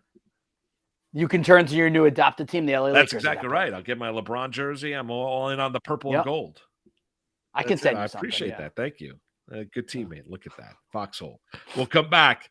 I'm sorry. Go ahead. I was going to mess with you. Oh, yeah, the lists. Let's get into the list. Yeah, I just don't know, on the list of great NBA teams left in the playoffs. Where do you put the rank them all. Oh, sorry. Yeah, let's rank all the teams left in the NBA playoffs. Let's do a list. I put Denver at the top. Ernie's begging us to do a list. He's like, please, guys. We'll come back. Please. We'll come back. We'll talk a little NFL. We'll do a little baseball as well. Sharapan's going to join us right around the bottom of the hour. We're into hour number 2 on this Monday. Thanks for being with us. It's Moose and Keith. He's Keith Arizari. I'm Mark Malusis, right here on the Better Sports Network. Better Sports Network. Collectible moments. Everybody up here at U.S. Cellular. Sox 5 runs, 6 hits. The 2-1 to Bartlett. Swing, shot to short. Ramirez has it, throws. Bartlett picks the perfect game. His second no-hitter. People going crazy here at U.S. Cellular. He's mobbed by his teammates. A perfecto. Now there's a steal by Bird. Underneath the DJ, lays it in. Right out, 1 second left. What a play by Bird. Bird stole the impounding pass. Laid it up to DJ. DJ laid it up and in. And Boston has a a 1-point lead with 1 second left. Out of the I formation on first down. Peterson to carry, looking for running room on the right side, has it to the 25, across the 30, across the 35, and out of bounds at the 40-yard line. Adrian Peterson has just gone over 2,000 yards for the season, the 7th man in NFL history to cross the 2,000-yard mark. Well, a thundering ovation for number 66, Mario Lemieux. Just the emotion I'm sure Mario is feeling in this place. You don't appreciate something until it's gone, and it's so great to have Mario back. Yager turns around. Over to Lemieux. Mario Lemieux, his first goal in his comeback here tonight at the Mellon Arena. And the Penguins lead 3-0, and he is smiling like a butcher's dog. Mario Lemieux. Oh, the band is out on the field. He's going to go into the end zone. The Bears have scored, but the Bands are out on the field. Pearson moves in front of the STP Dodge. Petty comes back to the inside. They almost touch as they move down low in the banking. They're going to be side by side as they exit the bank and head for the finish line. Richard Petty goes back in front. They both spin. They're in the wall. Petty is sliding, slamming into the wall. He's coming down toward the finish line. Will he make it? Pearson is still running. The winner is car number 21. An amazing finish. Richard Petty's car demolished in the front end, as well as car number 21. An unbelievable finish, a terrible crash. David Pearson has won the Daytona 500. Leitner catches, comes down, dribbles, shoots, scores! Christian Leitner has hit the bucket at the buzzer! Pitched by Downing, swinging, there's a drive into left center field. That ball is going to be out of here. It's gone. It's 7-15. There's a new home run champion of all time, and it's Henry Aaron. The most valuable player is Magic Johnson. 42 points, 15 rebounds, and 7 assists. He starts at center, plays forward and guard, and leads the Los Angeles Lakers to a world championship 123-107 over Philadelphia. Whether you collect sports memorabilia, fantasy championships, or winning bet slips, talk about it on Better Sports Network. Your host is Steve, Mr. H.O.T. And you get splashed with the tech. Nobody go to the guards. All right, Moose and Keith with you on this Monday right here on the Better Sports Network. Listen, we want to tell you about best ball season. It's here, and we're helping you draft winning teams on Fantasy Alarm and Better Sports Network. Join us today, 1 p.m. Eastern time, for a live fantasy football draft featuring some of our top analysts like Howard Bender, Andrew Cooper, Britt Flynn, and more. Learn winning draft strategies and find out which players you need to have on your fantasy football teams this season. Get in the huddle and start drafting best ball teams of your own on Underdog Fantasy. Visit fantasyalarm.com/underdog fantasy and use promo code Fantasy Alarm when signing up to receive a 100% deposit match up to $100. Use promo code Fantasy Alarm, FANTASYALARM, Fantasy Alarm. Nice spelling there. Thank you. Thank you. You ever get nervous when you have to spell something out on there? Sometimes, for I sure. do. Yeah, you don't want to cross like an idiot. Yeah, absolutely. Yeah. Whenever there's like something in a read, whatever network it is, and it's like, you have to say it twice, and the second time you have to spell it, you're like, oh, don't screw this up. The National Football League. But you nailed it. Thank you very much. May 11th, they're going to release their schedule. Will the NFL and post-draft? Jets will have a primetime game every I'm sure they single week. will. You saw Aaron Rodgers at the Rangers-Devils game. You saw on Saturday night. You saw Aaron Rodgers at the Knicks-Heat game yesterday. Alan Lazard was Alan with Lazard as well was right there wearing sweatpants and all. Yeah. And who was it? Neil Tyson DeGrasse or whatever was behind them, I think, at the Rangers game. I believe. And it was like, it became a funny thing because, it was all the focus was on those two. And it's like, you got this genius behind them. Exactly. It was, I wonder if he will be at the Devils Rangers game tonight. You know who, Rodgers? Eli Manning lit the rock. Nice. Supposedly. You're not lighting Devils it tonight? No, I'm not going to be lighting it. No, I'll be covering it for picks. I'll be doing live reports 4, 5, 6. Are you going to actually be able to be in the arena and watch it all or no? Yeah. Okay. Yeah, I got a press pass credential. Checked in with Pete yesterday, who runs media relations for the Devils yesterday afternoon. We're all good to go. Just got to make the drive, the long, 50-mile drive down to Newark. Yeah, but it's all worth it if they win. Yeah, if they lose, it's a long night. If they lose, it's a long night. What is that? Will your boys stay up for it, you think? They'll watch a little bit of it. And I think that's I believe that's an 8:00 game tonight. Yes. Yeah, it's a It's later an one. 8:00 game tonight, which sucks. Which No. stinks. NFL. Gotta love the post draft. Everyone giving out grades, what you liked, what you didn't. You have a No, I list do not. for I do your top? I do not. I didn't know if you had a No, list. no. ready. I mean, what were your impressions of everything that we saw 3 days? I know you were in Atlantic City, but what you saw 3 days down in Kansas City. I mean, I think the Eagles, like, this is an Eagles guy. I think the Eagles did really well. I like their draft picks. I like the trade for DeAndre Swift. You know, he's often injured, and so is Rashad Penny. So basically, you're saying that in what we had, we now have Rashad Penny and DeAndre Swift, that when either of them are healthy, you've got a top 10 running back in the NFL. But neither of them can stay healthy. So all you need is for one of them at a time to be healthy with the mix that they have. I like it a lot. I think they did a really good job there. The Colts were one of the more intriguing drafts. I want to see if they end up going with Anthony Richardson right away or not. That's going to be something to monitor. I know a lot of people talking about how weird the draft was for the Patriots. I know that a lot of people talking about the Jets not getting an offensive lineman early and then getting one in the third round, I think it was, third or fourth round.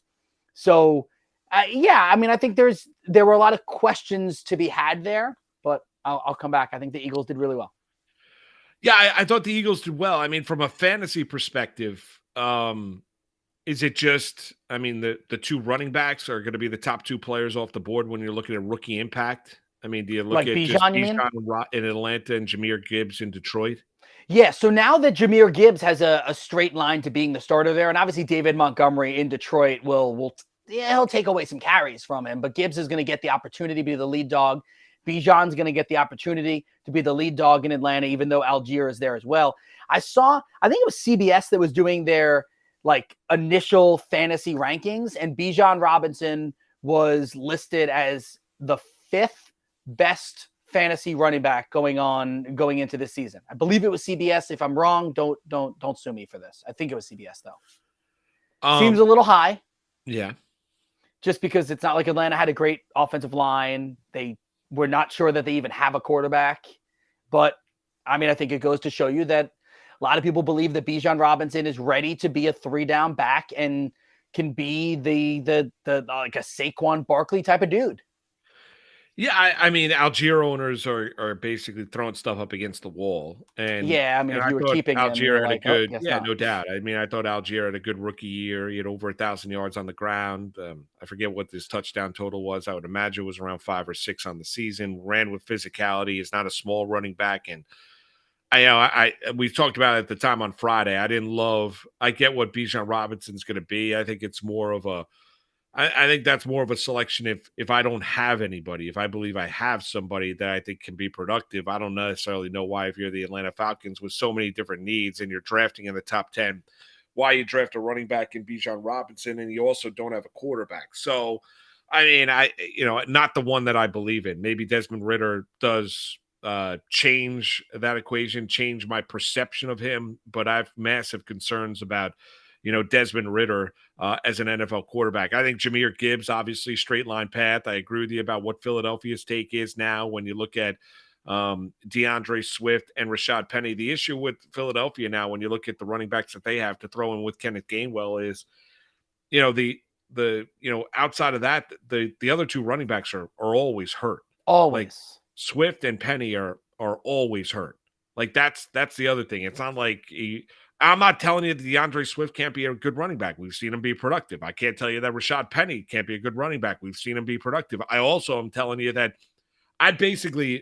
nothing's guaranteed in sports, but I'd almost for sure guarantee you that at some point in 2023, both of those gentlemen are going to go down to injury. Yeah. Because they always go down to injury. They always are hurt. There's always something wrong with Rashad Penny and DeAndre Swift with the Philadelphia Eagles. Now, if you tell me that they stay healthy, yes, then for sure. I mean, I think it's interesting. I'd be a little careful about Anthony Richardson and how high I draft him, because for my money, he's not a guy that I would start right away.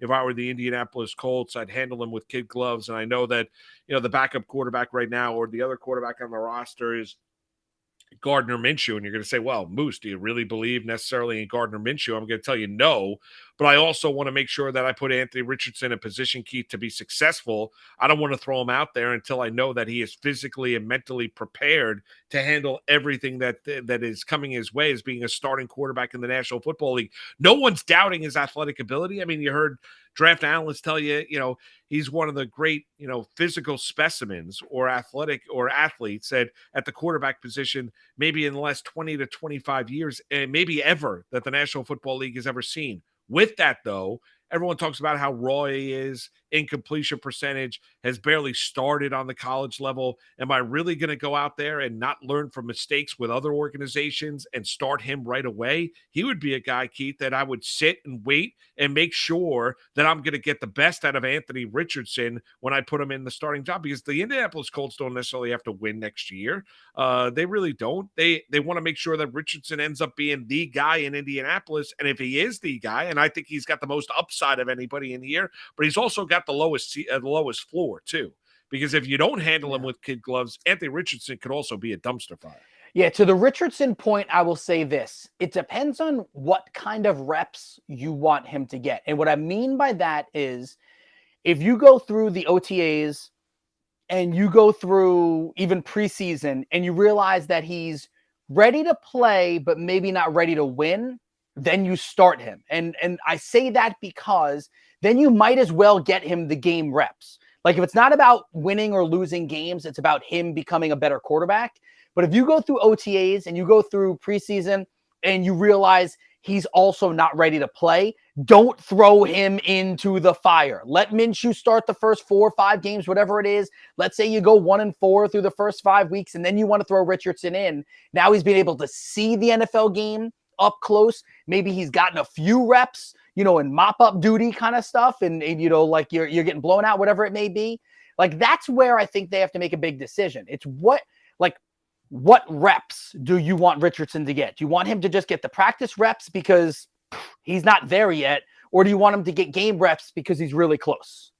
Now, a couple spots that I want to get your thoughts on a couple other guys, Keith. Not at the top. What do you make of Miller, running back out of TCU, landing in New Orleans? He's a guy that I'm very, very intrigued with, because I don't know how much tread is left on the tires of Alvin Kamara. Kendre Miller, it's a perfect landing spot for him. I think you can ease him in as you ease Kamara out. I'm with you. He was one of the guys when we did our preview show last week on CBS that Jeff and I were very high on him based off of where he would land. And this is a good spot for landing. Yeah, I agree. I think he's a guy that as the season does go along and Kamara goes down to yet another injury, Miller could be a guy that becomes the workhorse running back down there in New Orleans, and then maybe they mix in and try and get the most out of Alvin Kamara. A couple other ones. Zach Charbonneau, running back from UCLA that lands in Seattle. Listen, who doesn't love Kenneth Walker the third, and the year that he had last year? He was also banged up. Now, from a fantasy perspective, though, Keith, what do you do now if you're a Kenneth? Say if you have a dynasty league, you held on to Kenneth Walker, you had an unbelievable rookie year, loved him coming out of Michigan State, and now you just see Seattle drafting Zach Charbonneau. What does that do from a fantasy impact to Charbonneau as a rookie? What do you expect? And what do you expect in terms of a downturn, maybe in a 2-back system now with Seattle, with both Walker and Charbonneau? I think Kenneth Walker showed enough that he is a 3-down back last year, and I know he was a little bit banged up at times. I think Seattle just drafted the best player on the board. Zach Charbonneau, for my money, has the potential to be, if Bijan Robinson and Jahmyr Gibbs are clearly 1 and 1A, Charbonneau was, here we go. He was 3rd on my list. Like, of all the running backs that when I was breaking this down again, leading into last week. And you think it's just best player on the board, we're going to draft him. It's great drafting good players. But then what do you do? Okay, so fantasy wise, though, I mean, then if you're drafting a guy in the second round, he's going to play. So he is going to play. I mean, so what is that impact here, Walker, in terms of fantasy value on the field? If Walker was going to be a top 7 pick, he's a top 11 pick now. Like, I don't think it knocks him off that much. I don't. I think Charbonneau's gonna get some time, but I think that, I mean, how many running backs are clearly the only running back in a room right now? There's not that many. No, Like no, I mean, Saquon in New York, Saquon in New York. McCaffrey in not even really McCaffrey in San Francisco, Yeah, but you're not really threatened by anybody else in the room. I guess. Derrick Henry in Tennessee, unless you think Spears Right. out of Tulane is going to take some carries No, I away from him. don't. Yeah, I mean, I get it. I understand, but Walker was going to be one of those bell cow guys. Yeah. I mean, Jonathan Taylor in Indy is a bell Dalvin Cook cow. in Yeah, Minnesota. Dalvin Cook. Yeah, but Now, I mean, there are guys when you look around the league. I mean, but I was just surprised because you liked what you saw from Walker and you got great value from him last year, and then you go back to the running back spot. Let's get into a couple of receivers. You mentioned it, Jalen Hyatt. Giants drafted him in the third round. like He's that kind pick. of and he was, last year's Bolitnikoff winner. He could fly, right? He was my Devin. I called him Devin Fuller. Right. The mixture of he's a bigger Deshaun Jackson. Yeah, people look at, Ted Ginn Jr. when he was coming out of Ohio State. You mentioned some of the other Deshaun Jackson. I think he's a guy that's got an unbelievable amount Will of Fuller, upside. not Devin Fuller. Will Fuller. Yeah, he's got an unbelievable amount of upside for the Giants. I thought great value. Like, I would not have taken Jalen Hyatt in the first round, but if you're the Giants, you get him in round 3, and now you add a guy to that room in the receivers room that you just don't have. You don't have a guy in a Hyatt that can take the cover off of the defense, and that's exactly what Hyatt can do at Tennessee. Big, physical. No, I'm not necessarily physical, big and fast. I mean, he could fly up and down the field, and I think he's a guy for the Giants and for Daniel Jones. I think he's going to be absolutely blessed to watch, and hopefully starting in year 1. The other receiver to keep an eye on, what do you make of Rashee Rice landing in Kansas City, and what do you think his fantasy impact is? The Kansas City Chiefs last year drafted a receiver in Sky Moore. He started making impact later on in the year. It's now been kind of a room of turnover. Juju Smith-Schuster is gone. Mecole Hardman is gone. You expect Sky Moore to have a bigger impact year 2. Valdez-Scantling is still there. And now you throw in a guy in Rashee Rice, who a lot of scouts were really, really high on. You look at his game film, some will look at and say he's got a little bit of a dog into him. Others will say that he was having issues with the coaching staff collegiately in terms of playing time. But there's no doubting his physical ability. What do you make of Rashee Rice landing in Kansas City, and what do you think he is fantasy-wise rookie year? Typically, I trust Andy Reid and the Chiefs. So if they're going to trade up to get someone, they probably see something in him. I mean, the numbers, I just wanted to double check that I was right. The numbers were excellent for him last year. 95 catches, 1,355 yards, 10 touchdowns, looked great at the combine. His broad jump, 10 foot and 8 inch, all of that was really good. The Chiefs, the problem with the Chiefs are always like you don't know who is going to be the guy. And until Travis Kelce kind of, falls off, a lot of these wide receivers don't necessarily matter. So from a fantasy standpoint, it doesn't move the needle that much for me. Okay, so that doesn't move the needle. What do you make of the tight ends? When you look at the tight end position, Laporta in Detroit, Dalton Kincaid in Buffalo. Of those 2 tight ends, who do you think has the biggest fantasy impact rookie year? I like Kincaid a lot. I think I said that after round 1. He's got a little bit of George Kittle meets Zach Ertz in him. He can run a route. He can Laporta, by the way, I saw a lot of scout people were saying that there could be a few red flags, like maybe he's not as good as expected. Same thing with like a Darnell Washington. People were a little bit worried. I thought Kincaid and Mayer were clearly the top 2 guys from what I was reading. I think Kincaid is going to do some damage in Buffalo. Yeah, I think Kincaid is. I think Laporta as well. I mean, I think Laporta landing in Detroit. I think Goff is the guy that's going to throw the tight end spot. They traded away their talented tight end to Minnesota during the course of this past year. I think you throw in Laporta. It's been basically Iowa's become tight end of all the guys that have gone through that program and become big-time players in the National Football League. And I think Sam Laporta is going to get thrown to the mix and get thrown into the mix as being one of those guys. A couple of the players I thought were interesting. Jaden Reed out of Michigan State landing to Green Bay. Having watched him, doing Rutgers games this year, I like Jaden Reed a lot.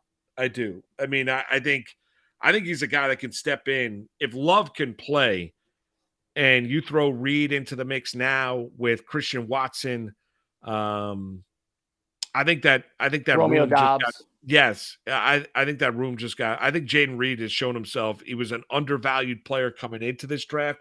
I think Jaden Reed is a guy that's going to be a very, very good and productive receiver. Great route runner. He's got speed, can make the contact, can make the catches over the middle. I really like Jaden Reed. I thought that was a good landing spot for him, landing in Green Bay with the Packers. Yeah, I'll be honest with you. Didn't do much digging on Jaden Reed. Didn't really watch a lot of Michigan State football this year, so I don't really have that much of a take on that one. Yeah. Yeah, the other one I love Josh Downs in Indianapolis. Small. Yeah. Yeah. The North Carolina receiver, but I think he's going to be a big-time playmaker in the National Football League. If he could stay healthy, if he could absorb the contact, there's no doubting his ability to be a playmaker down the field. He's small, though. He's only 5'9".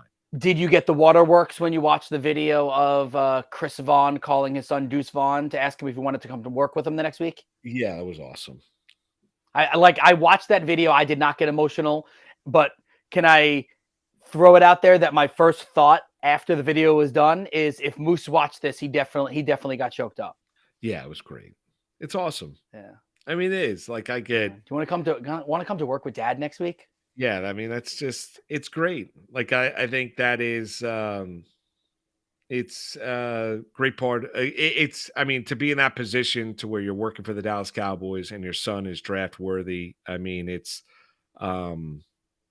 amazing. And then to have that moment and have that moment captured on video and making that phone call is it's just awesome. I mean, it just is. Answer a question. Who's the best quarterback for fantasy football dynasty leagues? Best career, not best rookie season. Sure. I think it's Anthony Richardson, right? Like if you're going dynasty wise, Anthony Richardson has the chance to, like I said this last week, I'll say it again. He has the chance to be Michael Vick meets Josh Allen meets Cam Newton. And if he's a combination of those three from a fantasy standpoint, I mean, he could be an absolute beast. Like think what Justin Fields did last year without a wide receiver, without much of an offensive line. Anthony Richardson's in a situation where, he's got Pittman there as a wide receiver. He's got a really good running back. He has an offensive line that's supposed to be really good. I would say that Anthony Richardson from a dynasty standpoint would be my guy. Yeah, but you also recognize he's the biggest gamble too. 100%. I'm willing, in a dynasty standpoint, I'm really willing to risk that. I mean, I guess you could go safe and go Bryce Young, but Bryce Young, you're probably getting the most bang for your buck right away. Like he's going to start right away. Got some pretty good weapons around him. I think if you're gonna look at dynasty, look at over the course of the next 5, 6, 7 years, Anthony Richardson's got the most upside. Yeah. I mean, just with his ability to run, throw, physical beast that he is. I mean, Anthony Richardson's got the most upside, but you also have to recognize he's also the biggest gamble too.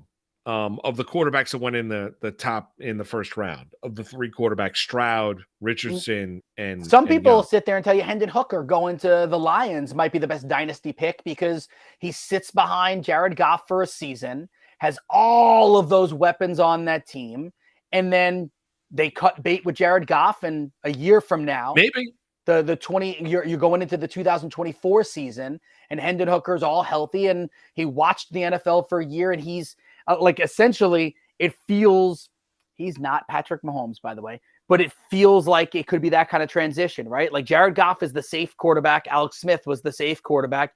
Hendon Hooker could be coming in and take over and guns a-blazing, and this offense takes one step forward. Right, but Richardson has the chance to redefine the position. Exactly. That's why I'm saying, like, Richardson, like I throw Josh Allen and Cam Newton in there because of their size and their athleticism. He's fast like Michael Vick. Yes. And he's thick like Cam Newton and Josh Allen. No doubt. Yeah. And he's strong like Justin Fields. Like, I mean, I'll just can he throw the ball accurately? That's what we don't know. That's what we don't know. Yeah, the accuracy thing's an issue. Rumors are Will Levis is still in the draft room. That was a tough one. I'm glad that Will Levis did not go back for day 2. Yeah, I was happy about that. And then you got the reports from a number of people that teams were turned off by Levis during the draft process. You saw that. I don't know I don't know what they were turned off by. I had heard that he's he comes off as, what I had heard was he comes off as kind of like elitist and entitled. Like he oozes that. Well, that's not exactly what you want. No.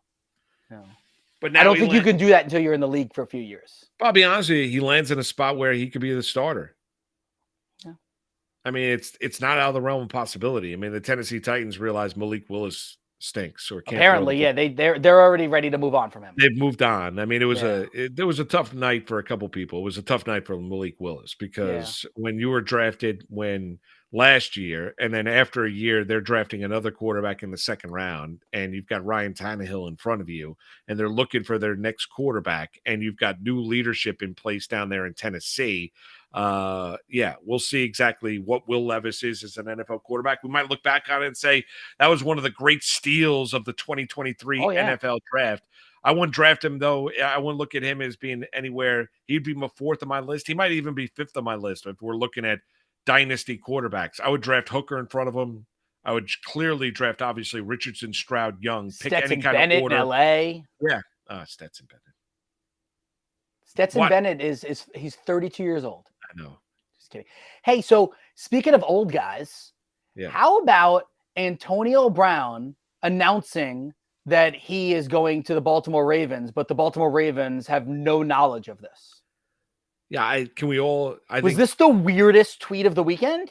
Yeah, Antonio Brown's. Can we acknowledge the fact that I think he's off his rocker a little bit? Like in the Ravens gear, photo like welcome myself to the flock or whatever he did, like can't wait to join the team. And no matter what Baltimore Raven exec you speak to, they're like, I don't know anything about this. We did not offer. Not bringing Antonio Brown, nor is any other team. Antonio Brown's never been the same after the Vontaze Burfict hit. He's also like not a guy you want in your locker room, even if he's really talented as a player. And I don't know if he is. Antonio Brown quit on his team. Yeah, last Pro Bowl he made was 2018. Yeah, the Baltimore Ravens have no interest. You think Eric DeCosta is gonna bring Antonio Brown into that building after they just got Lamar Jackson signed and gave him $185 million? But I guess we all talked about Antonio Brown now, right? He got himself onto television shows again. Like I hope it doesn't end as badly as it looks like it's going to end for Antonio. Like it's like odd. His behavior is just odd. I mean, that pool thing that he did with the woman.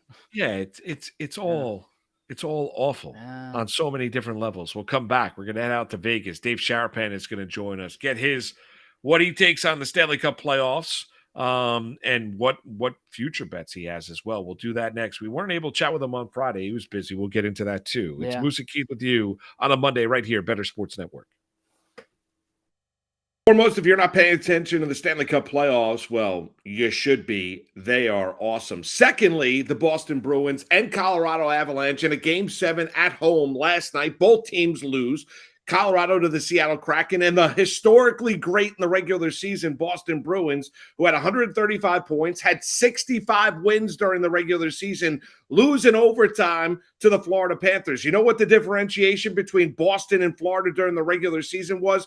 43 points. I think even Giannis Antetokounmpo from the Milwaukee Bucks would deem this an absolute failure, as his answer the other day after Milwaukee got eliminated by the Miami Heat went viral across the country. Listen, this is professional sports. Not everybody gets a trophy. And if you are a Bruin fan waking up on this Monday morning after witnessing what was an unbelievable regular season, where the Bruins seemed like they went into this as President's Trophy winners that could not lose, well, they lost in their opening round series to the Florida Panthers. I don't want to hear about the fact that this was not the Stanley Cup final. Still, that is a disastrous loss if you are the Boston Bruins. One that will lead to a very, very long offseason, a long summer, and the Boston Bruins, in quite simple terms, they were an absolute failure. For more better content like this, go to visitbettersports.com and a Better Network on all your social media platforms.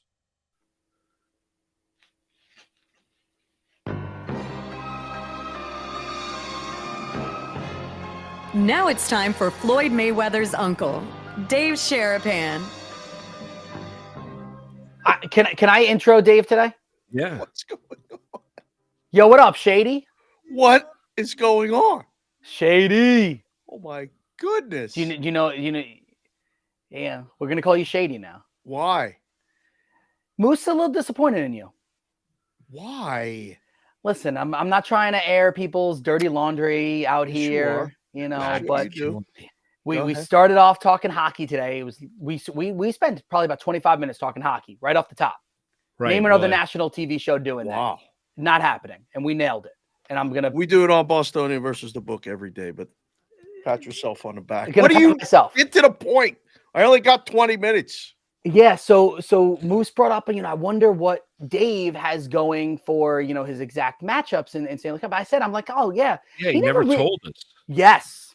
You never really gave us your exact matchups. Every time we asked, we were like, I'm working. You on it. avoided. Yeah. Yeah. So instead of Floyd That's in the Mayweather's consultant uncle, fee, boys. That's in the Shady consultant fee. Sharapan.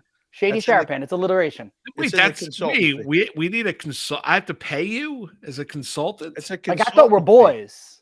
We're boys. Hey, we're all trying to work and eat too. We're boys. Yeah, I can't give it away for free. I mean, that's like, going out on a date and just, on a first date. We known each other a long time. I can't even. It's not a first date anymore. Call me back. Dave, it's not a first date. It's not a first date anymore. It's been 2 years. I can't I guess know some? this. I didn't buy any Bruins ones. I'll tell you that right now.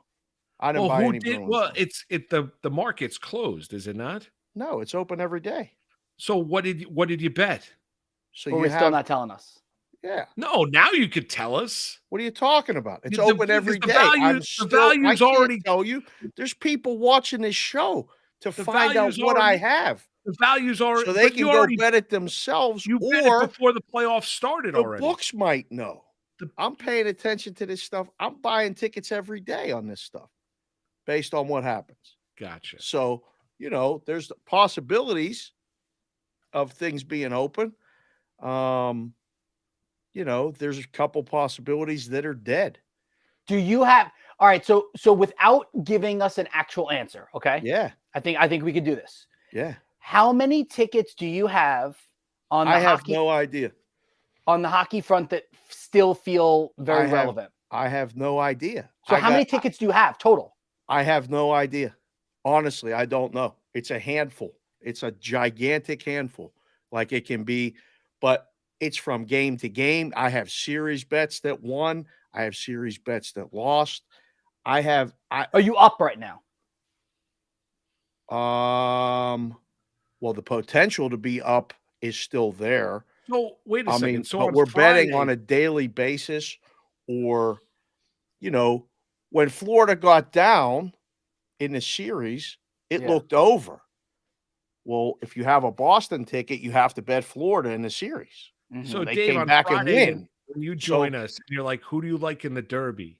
I'm just gonna say I'm working on it. Wow. All right, that's fine. Got him! Wow! Hold on. Believe me, I'm gonna be fine. It'll be okay. Oh my goodness, Moose for the win! Listen, All right, let me ask you Moose this is way. loose. All right, let me ask you this way. I'm waiting for. I've had people tell me their picks for 25 years. No, I understand. I'm not I'm good with it. Yes. Who right now? Where do you think the value is On what? in the NHL in the futures bets, futures markets? Where would Who's you? going to win tonight in New York and New Jersey? I don't know. Who do you like? I don't know. But that's the value. What are we doing here? That's the value. If you tell me, I'm who's just gonna watch win that that, game. go. No, listen. You're a guy that you got your own shows giving out picks and plays. It's genius. It's amazing. I'm just a peon that's just trying to hustle these jobs. Listen, I don't know, but if you want value on the NHL, obviously it's on Seattle, is it not? That's why I'm wearing the hat. Yep. Seattle beat the Avalanche yesterday. They were a bigger dog than the Panthers were to the Bruins. There's value on them. Now, will that win? I don't know. Do we have some Kraken tickets to win the Stanley Cup? Why not? Of course, because I thought they could beat the Avalanche. Now, that don't mean it's going to win, but, Actually, all right, let's do it. I would love to pick your brain though, because honestly, you are so intelligent with this. I can't even get you to call me back. What do you want to talking pick my about? brain for? When did you call me and I didn't call you back? Unbelievable. Give me something. Send me a picture of some food. next put time. your What do you phone on want? You right want now. some Atlantic City food? I'll send you some Atlantic City food from this weekend. It's going to happen now. No, but from a betting standpoint for the futures, right? So now we're all right. So I know we still have the Devils and Rangers tonight, but like, imagine you're through one full round. What's the train of thought like on how someone should attack these futures markets? Like, is there a way to attack it?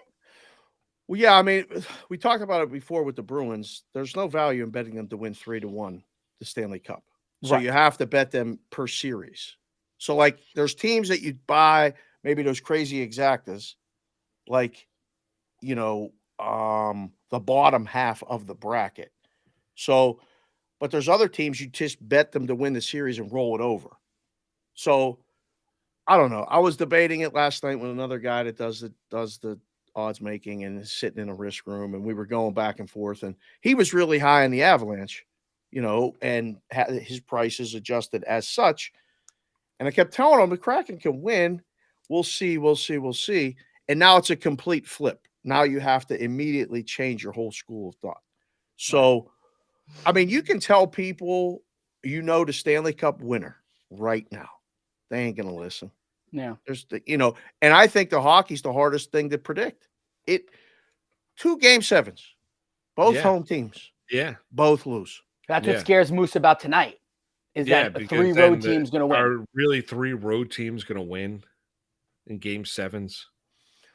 Well, yeah, but Moose, it's like the roulette wheel. No, I understand. The guy that goes up and says that the you just had Florida win in Boston, you had Seattle win in Colorado, and like Rangers and Devils are more evenly matched. I get that, but just sent me a picture of the Hard Rock buffet. Yeah, I got you, bro. But are really the Rangers really gonna win on the road in New Jersey? Well, why not? Okay, so you like the Rangers tonight. Why it gives not? me a little bit more confident. We had a Ranger fan, Nick Durst, come on earlier wearing Rangers stuff and singing Rangers songs, and then Devils. And then had the guts to pick the Devils to win the game. I was gonna come on in the fan? Devils stuff, okay, but I didn't want to make enemies. But I have a Devils jersey and I have a Rangers hat. The game's going under, okay. I think. For game 7s, you see these things go over more often than not. But when the dog's live, like Seattle was last night, the game plays to the under. I think the winner of tonight's game could go to the Cup final. And I think the winner of tonight's game will go to the Cup final. Wow. Representing the East? Representing the East. Wow. Even if it's New Jersey? Yeah, even it's Jersey's going to beat Carolina. Carolina's too banged up. The goaltending's not as good. And Hughes is an unbelievable. Hughes is the best player on the ice in this Rangers Devils series. Hughes is amazing. And the Devils, the Devils' goaltending situation is. You think their goaltending situation is better than the Panthers or than the Hurricanes? Well, yeah. When you look at Antti Ranta, and then Anderson didn't really have necessarily a good regular season. I think didn't they just throw Schmidt in like 2 days ago? They did, but if you look at him analytically in his 9 games during the regular season, he was basically played like a top 5 goaltender in the NHL. Yeah. Is he Jordan Binnington? That's the question, right? Is he the Blues caught lightning in a bottle with Binnington and rode him to a cup? Well, but you're going on the assumption Jersey wins. If the Rangers win tonight, and you've got Shesterkin in nets against Carolina doesn't win games on the road. They won. I mean, I understand they finally beat the Islanders, but it's more who has home ice in that series, Moose? Carolina would. Carolina will definitely be favored. And but Carolina's also. But Carolina's also without they lost one of their top 6 forwards in that Islander series to a broken hand. Yeah, that's going to hurt. I mean, at some point, the lack of depth on the Carolina Hurricanes is going to come back to haunt them. And then Toronto is going to beat Florida. Toronto's not losing to Florida. They finally beat Tampa. They're not losing to the Florida Panthers. I agree with you. I have to go on with Matt, and people are making videos and taking shots. How is Peralt going to take this with the Bruins? He's fine. He's fine. Because he bet Florida last night just to assure himself of a profit. Oh, that's terrible. On the situation. I mean, he's a Bruin fan. That's terrible. It doesn't matter in these situations. It does matter. He's a gambler. Pittsburgh team Yeah. You can be a fan, but you can No, you can't sometimes do profit. that. No. You can't bet against your team. That would be What? like me going to cover the game tonight, being like, yeah, I'm putting 500 on the Devils to win tonight. 500? I'm not. Whoa. I I'm don't not know doing what that. listen, you guys are high rollers. I mean, this is crazy. 500 on the Oh, game. stop! You're talking about. about? You're betting futures. You've got everything. You're putting hundreds upon hundreds of dollars on it. Well, listen, sometimes you have to step out and make different positions and buy multiple tickets and do this stuff. My wife is questioning every single thing I'm doing every single day right now. She's like, "Are you going to do this every time the playoffs come in all these sports?" I'm like, "Well, right now that's where you can find value on teams. And listen, we're going to try to catch one of these, and then when it wins, like had the Phillies won last year, I would have at least bought at least another postseason out of something. We were this close to really making a score. I don't know who's going to win the game tonight. I would caution that the team that wins tonight even wins another series, let alone the Eastern Conference. Right now, Tampa's the favorite to win not just the Eastern Conference. They're the favorite to win Toronto. the Stanley Cup. Toronto, yeah. Toronto, I mean. Who did I say? Tampa. Tampa, yeah. Still trying to figure out how they outplayed them pretty much in every game except one and lost. They're still on my mind. But right. So then that now all of a happens. sudden, that's a great bet for a team that just got outplayed by Tampa, who was dealing with a ton of injuries as well in that series. But now I'm going to bet on Toronto at plus 370, who finally won a playoff series for the first time in 20 years to now Hard to all of a sudden believe. the Stanley Cup. I mean, that's Yes. See, when you say it out loud like that, that seems like more absurd that they're the Cup favorite, right? Right. But that was the debate last night with my hockey guy who's still in the room. Who's the favorite? Like, go through the Western Conference. Vegas and Edmonton is going to be must-watch, stay-awake television. It's going to be great. Yeah, it's going to rob me of a lot of sleep. No question. And now the Kraken pulled off the upset and are playing Dallas. I think if you have Dallas tickets, you're in pretty good shape right now, right? Because how does this usually go for the team that pulled off the big upset? It usually ends bad in the second round. But Seattle's the best road team in hockey during this season. Seattle can win. They can beat Dallas and be in the Western Conference Finals. None of those four teams could be the favorite to win the Stanley Cup, right? No, you're right. I mean, Seattle can win. I mean, Philip Grubauer can continue to surprise a ton of people, and he obviously the former Colorado Avalanche goaltender had his way and was able to go into Colorado last night and win it for Seattle. But I would say that I think there's a distinct advantage for Dallas in the West over the other three teams, and that's the goaltending. The Stars have by far the best goaltender of the four teams left standing. It's not even close. The guy's a stud. Like he's a stud. Now you might say, well, McDavid and Draisaitl can overcome that if they get past the Vegas Golden Knights, and you might be right. And Dallas, but if we're gonna go on power play, Edmonton's power play, Dave, you and I mean, we're texting. Best. I mean, it's just. I mean, it's like a hot knife through butter. It's just it's amazing what they're able to do on their power play. The power play, the penalty kill, and the goaltending. Okay, so you look at Dallas, and even though I was wrong, I kind of like Minnesota in that series. Dallas's goaltending is better. They have a distinct advantage of any of the four teams left. I mean, they go into that series and he is significantly better than Grubauer in Seattle. Not saying Seattle can't win the series; they just knocked off Colorado. Yes, and like to just give you an example. I got Kraken tickets and I got Avalanche tickets before the series, okay? And pieced them together because I thought the Kraken could beat the Avalanche. So all the Avalanche tickets are dead. I think there's 5 of them. Tried to pick 5 teams in the East that they would beat in the exacta. So they're dead. But now the Kraken tickets are live with much bigger odds. So right. Let me ask you this. Say if I was interested, I'm going to go on goaltending is the most important thing. And Shesterkin and Dallas and then the Rangers have the 2 best goalies left. Yeah. We'd all agree with that, right? I mean, but right now, Dallas Dallas beating the Rangers in the Stanley Cup final is 35-1. Rangers beating Dallas in the Stanley Cup final is 32-1. Now that's going into a game tonight, game 7, Rangers Devils. You don't know if the Rangers are going to march on to the next round to where they take on Carolina. If the Rangers win tonight, what would those odds be tomorrow? A little bit less, not much less. That's the price basically if they win. You know, they're going to come down. Oh, the game 7 unknown doesn't factor into the price today? It does. You get a better price, obviously, today than you will tomorrow if the Rangers win, right? It's going to get cut down. But I don't know how much it would get cut down because now I think we could get into a debate. Vegas has home ice. Edmonton is favorite. Carolina's going to have home ice. It's going to be close to a pick 'em. Sure. You know, because one, you guys in New York, it's bigger, it's better, there's more money there. They move the markets. The New York teams take more money on stuff than these other teams. So you kind of always have that in your back of your mind when you make the number.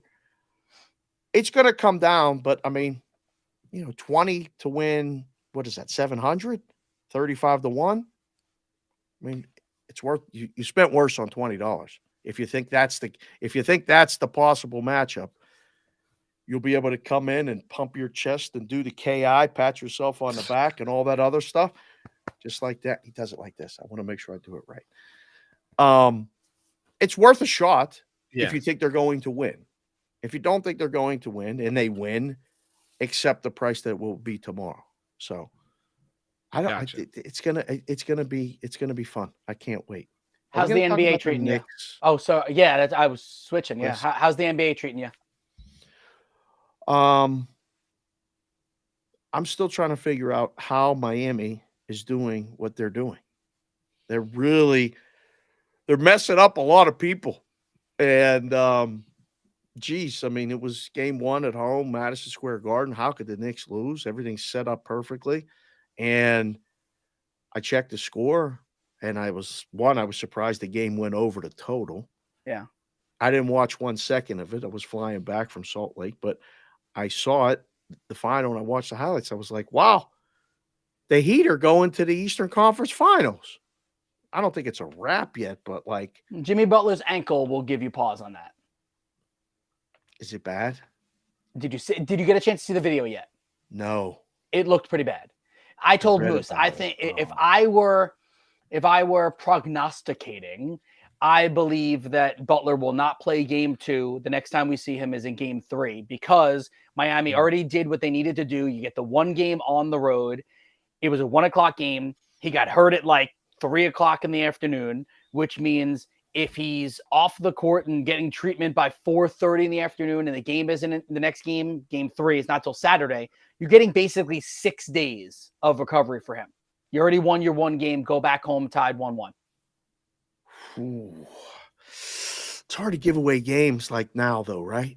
Like exactly. I mean, but if he's limping around like crazy, and then if he could be healthy for the final, for game 3, 4, 5, 6, 7, if needed, as opposed to be 50% of Jimmy for the whole series. If he re-injures it, then yeah, I think it's a trade-off. It's crazy because when you look at the odds for this, like to win the championship and stuff, the winner of this series is completely irrelevant in the whole thing. It is such a done deal that the Celtics are going to beat the Sixers and then just walk through the Eastern Conference Finals. It's crazy. Yeah. I can't believe what an overwhelming betting favorite it is. Give me Lakers Celtics. I'm happy. Well, your Lakers are still alive, but I know. I mean, might hold a ticket at 50-1 on Lakers versus Celtics. Do you think? I mean, if you should be buying the other scenarios right now. Should I? At that price, you should be buying the other scenarios because you nailed it and got through a first round. Yeah. You think the Lakers can beat the Warriors without the ticket in best interest in mind? Do you think they can beat the Warriors? Yeah, they have the best 2 players of the top 3. So there's 3 great players in the series. Wow. It's Curry, it's LeBron, it's Anthony Davis. So those are the 3 best players in the series. 2 of them play for LA. And I feel like they are just one little twisted ankle like Jimmy Butler away from that was my thing that I said to Moose also. Yeah. Toast. Yeah. I don't know. This is all we're going to be talking about here in the West Coast is the Lakers and the But Warriors. Dave, how do you if you look at it and you say you're buying the other ways, so you're investing in Philadelphia? No. I think you have to cover your the West side, right? So I buy a ticket on the Celtics Nuggets. I buy a ticket on the Celtics Suns. That we mean? I think you should get something with the Warrior scenarios. Your Lakers tickets die. Yeah. If the Warriors win.